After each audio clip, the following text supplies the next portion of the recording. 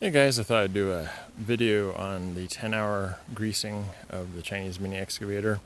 So I have the instruction page from the manual, and it recommends 16 points every 10 hours, and then it recommends using a lithium grease. So there's 8 flush zerks on this machine, and they put them at points where they think that you'll break a regular zerk clean off. And as you can see, I've rubbed this while I've been digging. So if I had a regular zerk on here, it would have snapped the top part of the zerk right off. So that's the reason they use the flush zerks where they are. And there's these 8, so there's 2 on each cylinder, on each end. And there's a total of 4 cylinders. So there's 1 cylinder here, another cylinder here with a zerk on each end. And there's this cylinder here. And then up underneath here, there's the zerk there. And down on this end, there's another zerk. And then the dozer blade has 2 on it. The other 8 normal zerks, there's 2 on the dozer blade pivot points. There's 1 where the boom meets the house pivot point. And then there's another one where the boom meets the arm pivot point. And then there's 4 more on the other end down here, which there's 1 here, there, and there. So if you don't have the tool that I have, I would recommend getting it, because this thing makes life a lot easier. This is a quick release for greasing the zerks, and then also for doing the flush zerks, you need a needle tool. That's what this guy is. Anyways, this is how I'm going to get the camera set up on the tripod, and then we'll go from there. Okay, so first thing you want to do before you do these flush zerks is clean them out. So I just have a paper towel, and then you just kind of dig it around in there. This keeps you from pushing dirt into the coupling where the grease needs to go. You want to clean it very well.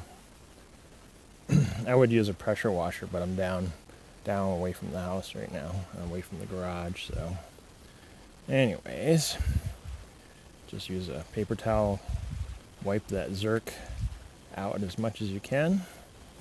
Now it's nice and clean.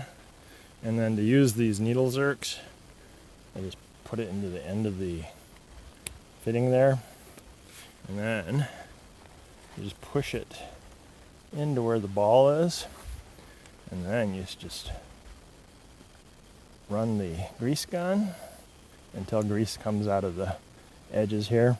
And we'll come back and wipe that off with the rag when we're done. And then for the other zerks, I don't think you guys want to watch me do 16 zerks.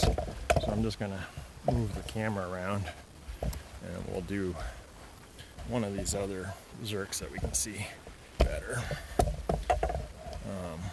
Also, I didn't talk about these 2 here. These are for the slew bearing, and it's every 250 hours, so we're not going to mess with those today. My machine's brand new, so I don't really need to grease those. For a regular zerk, take the needle tool off, and then same thing, you want to clean the zerk off. Again, I would use a pressure washer if I was up by the garage. So you're just trying to keep from pushing dirt into the zerk and contaminating your grease with it.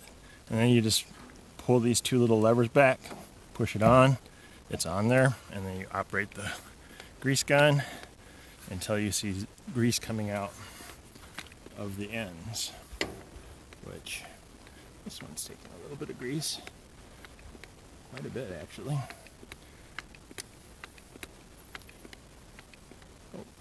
There it is, it's coming out over here on that side, and it's coming out over here. Alright, well, I'm going to finish greasing the other 14 zerks. I hope this video helped you.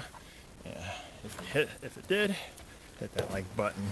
And if you haven't subscribed and you want to see more of these videos, go ahead and hit that subscribe button.